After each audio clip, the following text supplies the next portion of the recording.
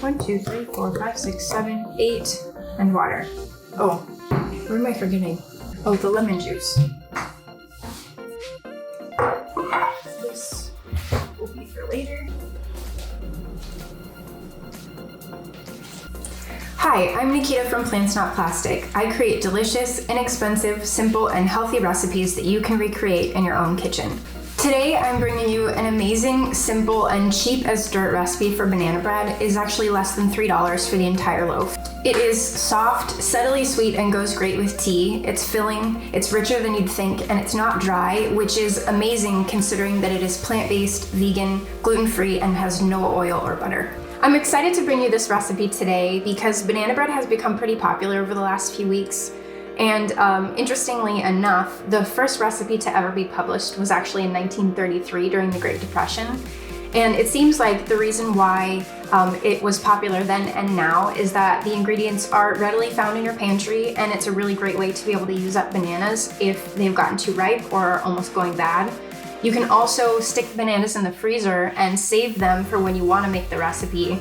You can take them back out, thaw them, or even stick them in a blender with water to be able to use them. This loaf is similar to the Starbucks banana nut bread, but it has 1/4 of the calories, 40% less fat, and half the sugar, and it's also only 10 ingredients. I'll share a little bit more about the nutrition facts at the end of the video, but if you want all the details, you can go to my website, PlantsNotPlastic.com, where I'll have the full recipe along with a nutrition label that links out to Chronometer. But the point of this recipe, and really any on this channel, is that you shouldn't have to calorie count or portion control. It's going to be pretty difficult to eat too much of this because of all the fiber, and while there is sugar, you could use less, but most of the volume is going to come from the oats and the bananas. And with that, let's get into the recipe. To make this recipe, you will need 2½ cups of rolled oats blended into an oat flour. Now, what I like to do is actually leave 1/2 cup of the rolled oats unblended so that it gives the loaf a little more texture. You will also need 1½ teaspoons each of baking powder and baking soda, a teaspoon of cinnamon, an 1/8 teaspoon of salt, 3 medium bananas, 1/2 cup of sugar, a teaspoon of lemon juice, and 1/2 teaspoon of vanilla extract. Oh, you'll also need 1/2 cup of water. So you want to start by mixing all of your dry ingredients together.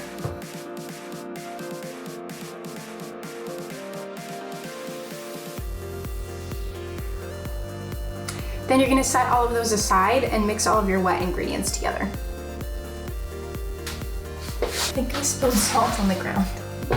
So for this, you want to put your bananas in first and mash them. If you're using frozen bananas, like I said, you can either thaw them out before putting them in and mashing them, or you can put them in a blender with 1/2 cup of water. These bananas are really ripe, so they just came right off the stem, but if you have bananas that are less ripe, the easiest way to open them is actually from the bottom, just by pinching them. If you don't have a potato masher, you can also just use a fork.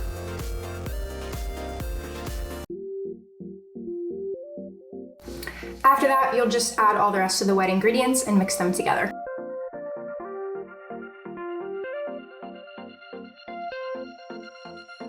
Next, you'll add your dry ingredients to your wet ingredients. I know that some people do this the other way, but I always prefer to add my dry to my wet so that none of the dry ingredients stick to the bottom of the bowl and I don't end up with any clumps.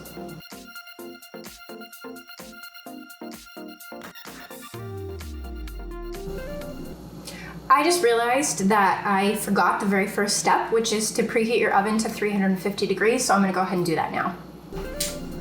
Once everything is all mixed with no clumps, you're just going to go ahead and put it into a non-stick loaf pan.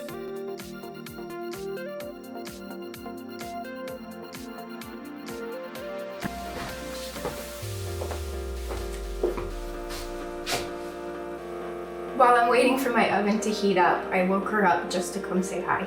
She is super sleepy. Oh gosh, she's heavy. You'll stick this in the oven and let it bake for 50 minutes. We're back. It has been 50 minutes, so the loaf is ready to come out. You'll want to check to make sure that it's cooked all the way through. Now you can use a toothpick, but I try to keep my waste down in the kitchen, so I just use a butter knife. And it should come out fairly clean. As good as this looks, we do have to wait for it to cool down before taking it out of the pan. I typically wait about 15 minutes. It smells amazing, but we have to wait.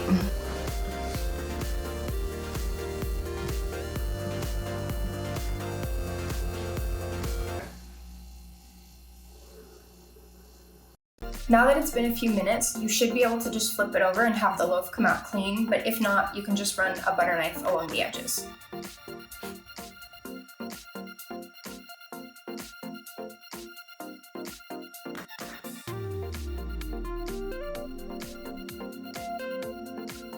So this should make about 10 to 12 slices. I love it for breakfast, dessert, or even as a snack. There are some edits that you can make to this recipe. You can use a regular flour instead of an oat flour if you wanted, or you could sub the sugar for a date paste, or just leave it out altogether if you had bananas that were really ripe. If you want to make the recipe a little bit richer, you could even add half a cup of chocolate chips and half a cup of walnuts. I mentioned at the beginning of the video that this entire recipe was less than $3. So it was actually $2.83 for the entire thing, which comes down to just 28 cents per slice.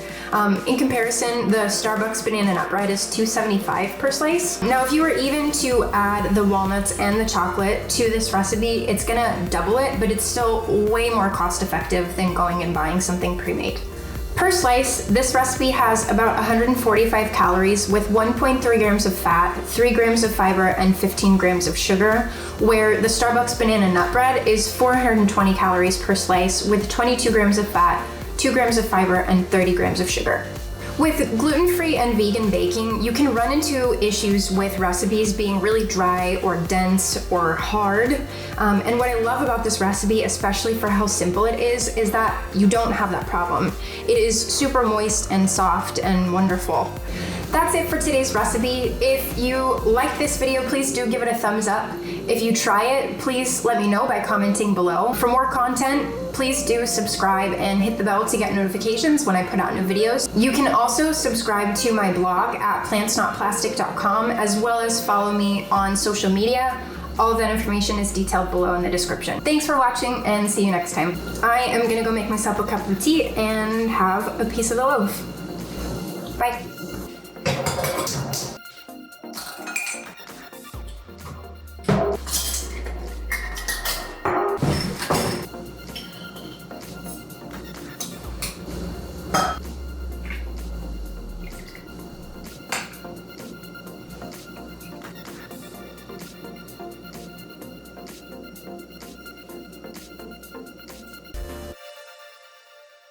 All right, let's get into it. Okay, let's get started. Let's get into it. Okay, let's get into the recipe. Once everything is mixed with no clumps, you are done and you just need to add it to an 8x4 inch baking pan.